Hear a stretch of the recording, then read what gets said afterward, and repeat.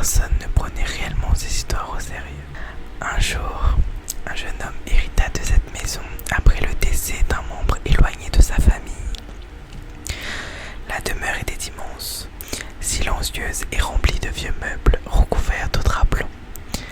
Pendant plusieurs jours, il nettoya les pièces une par une, jusqu'au moment où il découvrit une petite porte cachée derrière une bibliothèque du couloir principal. La serrure était rouillée, mais la clé était encore dessus. En ouvrant lentement la porte, il découvrit un escalier étroit menant au grenier d'oubliés. Une forte odeur de bois ancien et de poussière flottait dans l'air. La pièce était sombre, éclairée seulement par la faible lumière de la lune traversant la petite fenêtre ronde. Des dizaines de cartons étaient empilés dans les coins, accompagnés de vieux cadres, de vêtements anciens et d'objets impossibles à reconnaître. Alors qu'il fouillait les lieux en silence, il découvrit une petite boîte noire cachée sous une couverture poussiéreuse. À l'intérieur se trouvait une clé argentée, extrêmement froide de toucher. Aucun mot n'était écrit dessus, aucun symbole, seulement un numéro gravé très discrètement, 308. Le jeune homme pensa d'abord qu'il s'agissait simplement d'une ancienne clé appartenant à la maison. Pourtant, quelque chose semblait étrange. Le métal était parfaitement propre malgré les années passées dans le grenier, comme si quelqu'un l'avait déposé récemment. Cette nuit-là, un bruit le réveilla vers 3 heures du matin. Des pas lents, réguliers. Quelqu'un marchait dans le couloir du 2e étage. Le jeune homme resta immobile dans son lit, persuadé d'avoir rêvé. Puis les pas s'arrêtèrent juste devant sa chambre. Un silence lourd envahit alors la maison entière. Quelques secondes plus tard, 3 coups furent frappés contre la porte.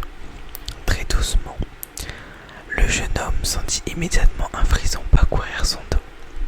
Il regarda l'heure sur son téléphone, 3h08. Les coups recommencèrent, toujours aussi lents, toujours aussi calmes. Puis une voix presque inaudible murmura derrière la porte. « Rendez-la !» Le silence revint immédiatement après. Le jeune homme n'osa pas ouvrir. Il attendit plusieurs minutes avant de finalement sortir de son lit. Lorsqu'il ouvrit la porte du couloir, il ne vit personne. Toute la maison était silencieuse. Mais au bout du couloir, la porte du grenier était maintenant ouverte, alors qu'il était certain de l'avoir refermée plus tôt. Le lendemain, il décida de demander des informations aux habitants les plus âgés de la ville. Beaucoup refusèrent de parler. Certains semblaient même nerveux en entendant le numéro gravé sur la clé. Finalement, une vieille femme accepta de lui raconter l'histoire liée à cette maison. Des années auparavant, un homme vivait seul dans cette demeure avec sa fille. L'enfant était connu pour être très calme et passait des heures enfermée dans sa chambre à dessiner. Puis, un hiver, elle disparut mystérieusement sans laisser aucune trace. Les recherches durèrent plusieurs semaines sans succès. Quelques jours plus tard, le père disparut lui aussi. Et depuis cette époque, personne n'avait jamais voulu habiter la maison très longtemps. Avant de partir, la vieille femme ajouta une dernière phrase. La chambre 308 n'a jamais été retrouvée. Le jeune homme sentit immédiatement un malaise. La maison ne possédait pourtant que 2 étages. Aucune chambre 308 ne pouvait exister ici. La nuit suivante, les bruits recommencèrent exactement à la même heure. Les pas résonnaient lentement dans le couloir. Puis, les 3 coups frappèrent de nouveau contre la porte. Mais cette fois, la voix semblait plus proche. « Ouvre !» Le jeune homme prit alors la clé argentée et sortit lentement dans le couloir sombre. Les lampes clignotaient